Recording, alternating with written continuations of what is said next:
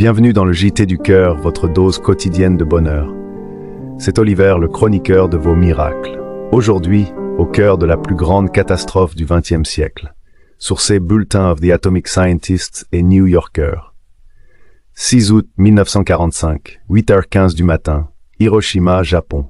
Un bombardier américain largue une bombe atomique sur la ville. En quelques secondes, tout est détruit dans un rayon de plusieurs kilomètres. Des dizaines de milliers de personnes meurent sur le coup. Des dizaines de milliers d'autres mourront dans les semaines qui suivent, emportés par les radiations. Mais à moins d'un kilomètre de l'épicentre, dans le presbytère de l'église Notre-Dame de l'Assomption, un groupe de pères jésuites allemands vient de terminer la messe. Le père Schiffer prend son petit déjeuner quand soudain, une lumière aveuglante emplit la pièce.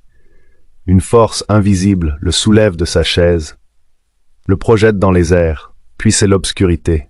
Quand ils reprennent conscience, tout autour d'eux est rasé. Des milliers de morts, des décombres à perte de vue, et seule leur maison est debout. Non seulement tous ont survécu, mais aucun ne développa jamais la moindre séquelle des radiations. Pas de perte de vue, ni perte d'audition, aucune maladie. Ils vécurent tous jusqu'à un âge avancé. Depuis ce jour, ils furent examinés plus de 200 fois par des scientifiques du monde entier. Conclusion, inexplicable. Leur explication à eux était simple. Nous prions le rosaire chaque jour dans cette maison. Nous vivions le message de Fatima. Nous pensons que c'est cela qui nous a sauvés. Le père Schiffer souriait face aux scientifiques incrédules et disait « Ils n'ont toujours rien compris. Moi, Oliver, je trouve cela bouleversant. Même dans les instants les plus sombres, la lumière trouve son chemin.